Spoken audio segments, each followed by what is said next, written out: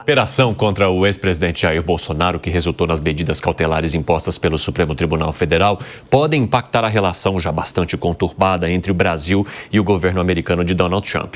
Para falar um pouco sobre essa camada, nós recebemos agora o professor de Direito Internacional e Econômico da USP, Cláudio Finkelstein, ou Finkelstein, professor. Só me atualize para a gente não cometer nenhum erro por aqui. É Finkelstein, é da PUC, não da USP. Opa, perdão. Professor da PUC, Cláudio Finkelstein. Professor, eu gostaria que o senhor trouxesse a sua análise sobre essa situação que mistura decisões judiciais aqui no Brasil com questões políticas e que interferem em relações econômicas e que podem prejudicar muitos dos negócios brasileiros a partir da decisão de um presidente norte-americano. Que saída que o senhor vê ou que desfecho o senhor vê para essa história? Bom dia. Bom dia a você e a todos os nossos ouvintes. É uma situação estranha, é algo novo, é algo que, em todos os meus anos de estudo da matéria, eu nunca encontrei essa ingerência de política com a esfera jurídica. É algo completamente, realmente novo no cenário internacional. O que os países que estão lidando melhor fazem é negociar, sentar, infelizmente, mostrar uma humildade que o nosso governo não tem mostrado, aceitar esse bullying, porque se você pensar que a China, que foi a que sofreu as maiores sanções, já sentou e já negociou com os Estados Unidos, a Inglaterra já negociou com os Estados Unidos, nosso vizinho Argentina está prestes a firmar um acordo excepcional com os Estados Unidos, é reconhecer a superioridade norte-americana, que é impensável não reconhecer, até porque nós representamos uma parcela mínima das importações norte-americanas, enquanto os Estados Unidos está entre os nossos 3 maiores importadores e exportadores, para poder sentar e achar um meio de caminho aceitável, algo que venha a trazer essas alíquotas a números menores, que sejam menos lesivos ao cenário interno brasileiro. Professor, muito bom dia para o senhor também. Obrigada pela gentileza da entrevista. Você vê que talvez Brasil e Estados Unidos estariam aí à beira de um rompimento? A gente pode até citar o fato do governo americano ter proibido agora a entrada de Alexandre de Moraes, de outros ministros do STF. Como o senhor classificaria também essa medida? Abusiva. Essa medida, indubitavelmente, é abusiva, ela foge a todas as regras de diplomacia que nós conhecíamos, ela foge à liturgia que essas relações entre Estados criavam, mas ela está se tornando cada vez mais frequente. O Brasil, que era um país desconhecido pelos Estados Unidos, hoje entra no foco dessas relações. Me parece que não é o Brasil em si, eu não consigo enxergar essa importância tamanha à nossa política. Me parece que aí já há uma mistura de toda a ingerência do Brasil, ou pelo menos a narrativa da ingerência em supostamente liderar as nações BRICS, em desviar o foco da América Latina dos Estados Unidos para a China. Então, talvez essa seja a proeminência que o Brasil está alcançando, até porque o nosso presidente é o que mais vocifera essas intenções que, numa visão do direito econômico, elas são irreais. O mundo não conseguiria migrar hoje do dólar como padrão de compra para moeda chinesa ou para moeda russa ou mesmo uma moeda comum de todos esses países que integram os BRICS. Então, dentro dessa política de bullying que foi instaurada pelos Estados Unidos na gestão Trump, a força, obviamente, ela se impõe, a razão é aquela que é determinada não pelos Estados Unidos, e sim pelo governo Trump, que instaurou essa nova forma de negociar. E ela é inevitável.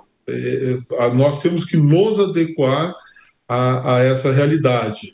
É impensável acreditar que o Brasil possa enfrentar de peito aberto uma disputa dessa natureza com os Estados Unidos, porque essa disputa não será legal, ela não será nas regras da Organização Mundial do Comércio. A Organização Mundial do Comércio, que já estava esvaziada, ou seja, o foro multilateral, o lugar que se discutia questões comerciais internacionais, muito antes da gestão norte-americana, da primeira administração Trump, e a administração Biden nada fez para remediar essa situação.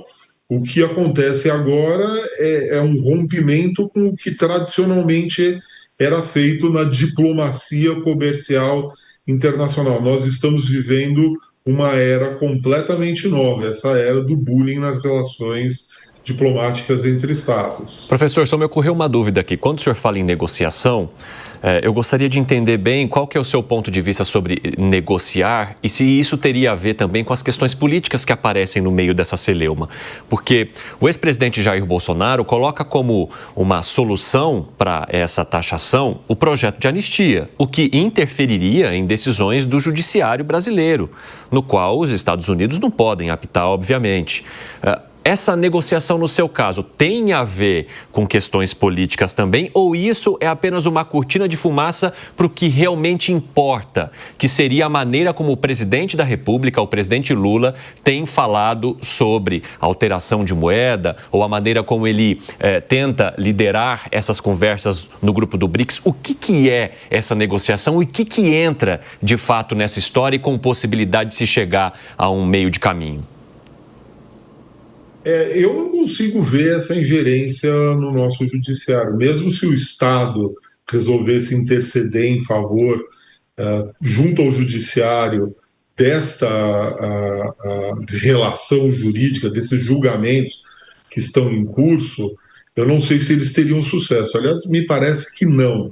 Mas eu também não sei, eu não entendo isso como primordial para os Estados Unidos. A questão dele é econômica. Eu tenho certeza que se o Brasil se afastasse dessas discussões e eu não estou nem dizendo de continuar comerciando com a China, é inevitável que o Brasil continue comerciando com a China e seja um dos maiores parceiros comerciais, mas o foco me parece ser a mudança da moeda. A moeda norte-americana, o dólar, que, diga-se de passagem, é um tratado. O Brasil faz parte de um tratado firmado pós-Segunda Guerra Mundial, em que se estabelece o dólar norte-americano como padrão de trocas. Não é viável pensar que algo dessa magnitude possa acontecer. O Mercosul criou um mecanismo de uso de moedas locais para comércio.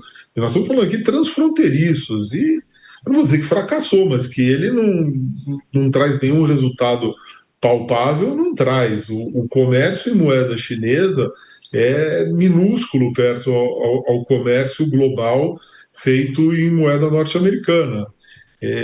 Me parece que se tratar desta pauta específica, do critério de uso de moeda de troca no comércio internacional, se o Brasil recuar da sua posição, nós teríamos condições de negociar. E essa negociação seria diplomática, seria comparecer ao Departamento de Estado norte-americano e demonstrar uma humildade que não é característica desse nosso governo. Nós estamos falando de dois governos com dois governantes atípicos, para não dizer outra coisa. Professor, nossos comentaristas também participam dessa entrevista. A pergunta agora de José Maria Trindade. Perfeito, professor, muito bom dia. Professor, um jornalista amigo meu, Luiz Carlos Azedo, ele compara Donald Trump a Luís XIV, com aquela frase, né, l'état c'est moi, ou seja, o Estado sou eu. Mas eu entendo que ele está mais para o Jânio, né? Aquela história, filo porque quilo, esse presidente da República. Ele faz as coisas, eu fiz porque eu fiz. Mas um outro líder partidário me disse o seguinte, olha, Os americanos são muito ligados a leis. Eu diria que os Estados Unidos têm um produto forte, que é o advogado. O senhor falou aí na impossibilidade de organizações internacionais decidirem legalmente sobre esse assunto. Mas um presidente norte-americano legalmente tem mesmo esse poder?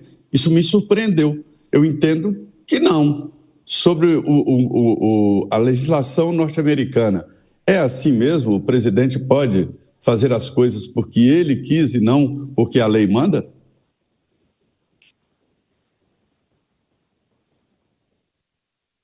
Com o professor Cláudio Finkelstein, da PUC, caiu.